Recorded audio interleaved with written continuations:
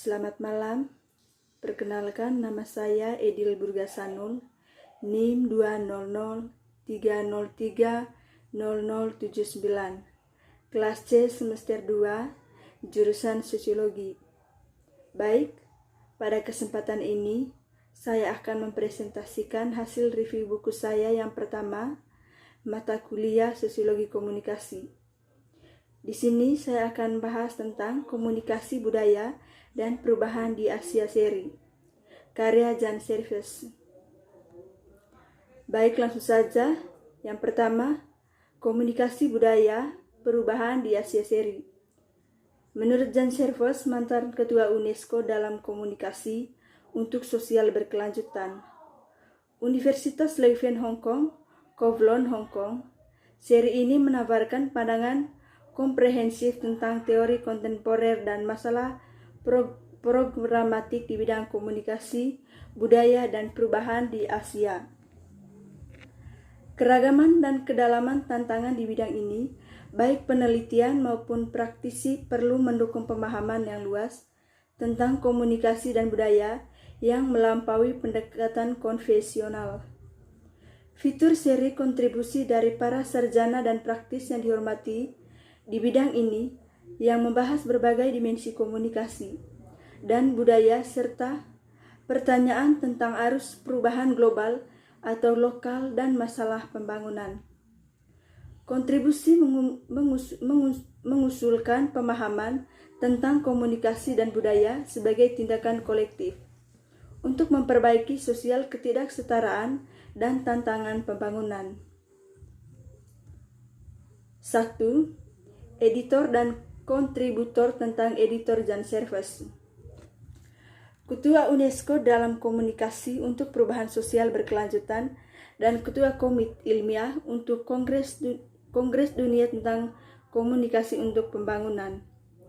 Diorganisir oleh Bank Dunia, FAO, dan Komunikasi Inti Taif. Oktober 2006, Serves adalah pemimpin redaksi jurnal Elsevier, Telematika dan Informatika, jurnal interdisipliner tentang dampak sosial 2007 hingga 2019. Dia terus menjadi editor seri buku Leksikon Komunikasi, Globalisasi, dan Springer Boxores, Komunikasi Budaya dan Perubahan.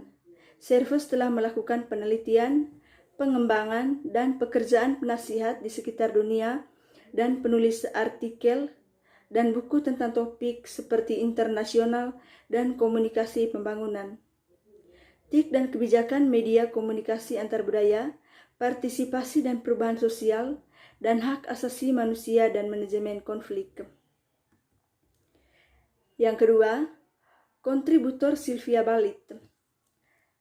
Kontributor Silvia Balit dari Italia memiliki pengalaman bertahun-tahun di bidang komunikasi untuk pembangunan dan perubahan sosial. Karir profesionalnya telah dikhususkan untuk bekerja untuk sistem PBB. Pertama, dengan urusan Dewan Politik dan keamanan Perserikatan Bangsa-Bangsa di New York, dan kemudian dengan pangan dan pertanian organisasi di Roma. Yang ketiga, Zhou Bing. Zhou Bing adalah sutradara film dokumenter Tiongkok. Dia memegang gelar PhD dari Sekolah Tinggi Sarjana di Universitas Nankai. Bing Zhou penjabat sebagai penulis sutradara Putra-Putra Oriental dan produser Oriental Time and Space and Sorrel untuk China Central Television sejak 1993. Zhou dinobatkan sebagai film dokumenter terbaik film direktor, dan China 3 kali telah membuat lebih dari 100 film dan dokumenter dan produksi lainnya. Yang keempat, Carlos Eduardo Cortés. Carlos Eduardo Cortés adalah seorang jurnalis, profesor, dan komunikasi strategis manajer proyek dengan keahlian lintas fungsi dalam web social learning dan manajemen pengetahuan, dan pengalaman luas di desain dan pelaksanaan pengembangan media dan proyek bantuan internasional berfokus tentang komunikasi pendidikan dan jurnalisme. Dia adalah direktur saat ini, sarjana komunikasi sosial di sekolah Universitas Kepausan Xaverian, editor dan kontributor komunikasi dan bahasa di Bogota, Kolombia. Yang kelima, Lauren Dill. Lauren Dill adalah Associate Professor di Pusat Komunikasi, Media dan Masyarakat di Universitas KwaZulu-Natal, UKJN. Minat penelitiannya termasuk komunikasi partisipasi masyarakat, metodologi kualitatif adat yang kritis, dan isu-isu seputar warisan budaya Itage dan pariwisata dalam hubungan antara perubahan sosial dan identitas. Di sini dia telah menjadi kontributor utama proyek Rethinking yang telah berlangsung lama yang menandakan strategi yang bertujuan untuk memfasilitasi partisipasi dan transformatif aspek pertemuan penelitian atau pengembangan. Yang keenam, Rosario yang ramah. Rosario yang ramah adalah guru dan komunikator, mantan Direktur Akademik Pusat Pelatihan Radio Nederland Amerika Latin. Dia telah mengajar lokal karya penyiaran radio di Amerika Latin, Eropa, dan Afrika. Dia telah menulis beberapa karya tentang produksi radio sejak 1998. Dia merancang, mengajar, dan memberi nasihat tentang kursus learning dan bab learning virtual di lapangan pendidikan dan pengembangan. Yang ketujuh, Elijah Govender. Elijah Govender adalah Associate Profesor dan pemimpin akademik di Pusat Komunikasi, Media, dan Masyarakat. Dia mengajarkan metodologi penelitian perusahaan sosial dan komunikasi kesehatan. Minat penelitiannya meliputi pendidikan hiburan, komunikasi untuk perubahan sosial dan perilaku, dan metodologi partisipasi untuk komunikasi kesehatan dan penelitian ilmu implementasi. 8. Alan Hokok. Alan Hokok bekerja untuk beberapa tahun di Asia, dimulai dari Singapura pada tahun 1966, di mana dia membantu mendirikan layanan televisi pendidikan. Ia bergabung dengan UNESCO pada tahun 1969 sebagai penasihat komunikasi penyiaran regional untuk Asia dan Pasifik, di mana dia bertanggung jawab untuk menyiarkan nasihat kebijakan dan pelatihan yang berperan penting dalam pembentukan ASEAN Institute for Broadcasting Development. 9. Usa S. Harris. Usa S. Harris mengajar di Departemen Media, Musik, Komunikasi, dan Budaya.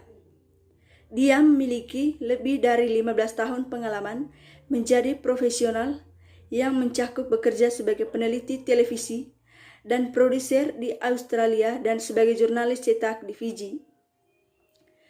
Proyeknya saat ini adalah media partisipasi komunikasi lingkungan. Usaha yang telah mengembangkan teori partisipasi komunikasi lingkungan yang menggabungkan 3 konsep dasar, keragaman, jaringan, dan lembaga atau kerangka DNA. 10. Kiran Prasad. Kiran Prasad adalah guru besar jurusan komunikasi dan jurnalisme Sri Universitas Padmayani Mahila. Dia adalah Commonwealth Visiting rekan peneliti di Pusat Penelitian Komunikasi Internasional, Institut Ilmu Komunikasi, Universitas Leeds, Inggris, dan Kajian Kanada rekan penelitian di Sekolah Jurnalis dan Komunikasi, Carleton Universitas Kanada. 11. Daniel Prieto Castillo. Daniel Prieto Castillo adalah Profesor Emeritus di Universitas Nasional Chiyo.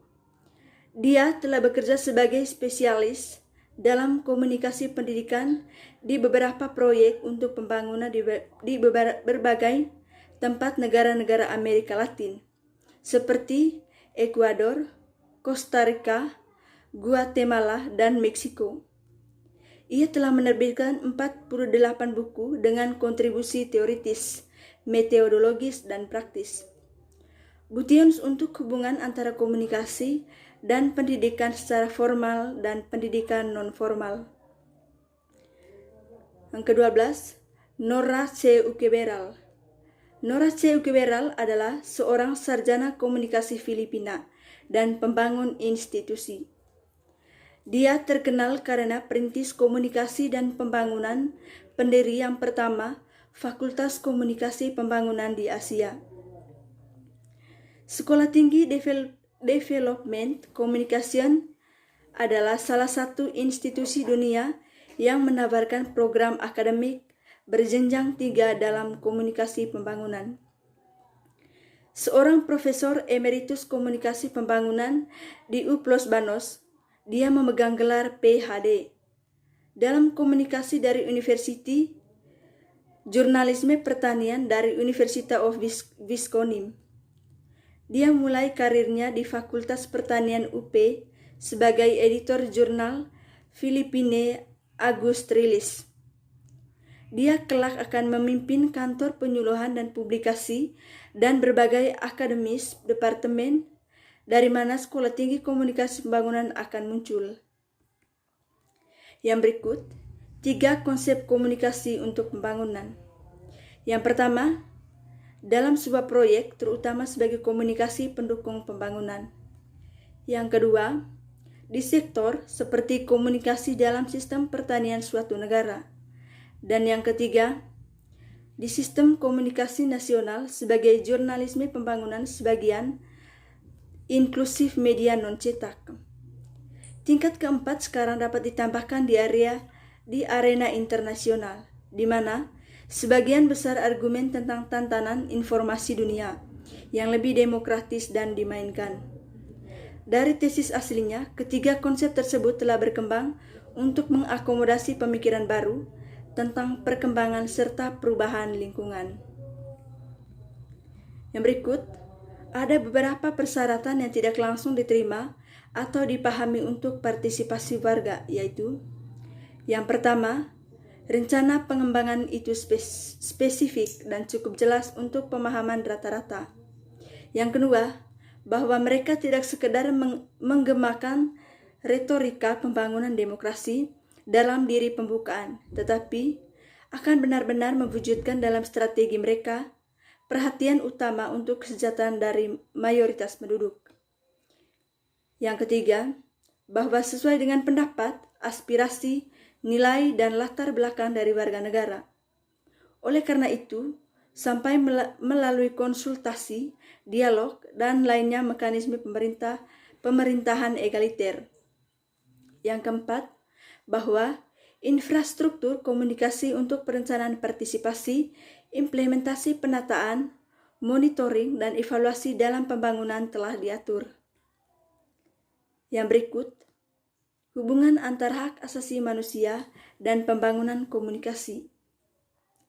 Sebagian besar di Asia, kebebasan sipil dan politik dihargai sebagai nilai fundamental. Di negara yang sistem hukumnya mengikuti tradisi Anglo-Saxon, mereka diabadikan dalam konstitusi sebagai tagihan hak. Karenanya, terpecah menjadi 2 kubu ideologis atas masalah hak asasi manusia, dengan satu sisi menegaskan nilainya yang lain. Terperangkap di tengah adalah negara-negara yang miskin, yang secara intelektual dirawatkan kebebasan sipil dan politik. Tetapi kebutuhan utamanya saat ini terletak pada domain ekonomi dan kebebasan sosial.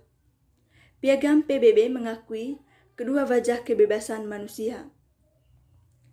Deklarasi hak asasi manusia menegaskan di antaranya hal-hal sipil dan politik lainnya, kebebasan berpendapat, pidato, pertemuan, dan agama, atas hak perlindungan hukum dan yang sama proses. Kebebasan bertindak, hak atas kewarganegaraan, hak untuk mengambil bagian dalam pemerintahan suatu negara. Yang berikut, kebijakan komunikasi pembangunan.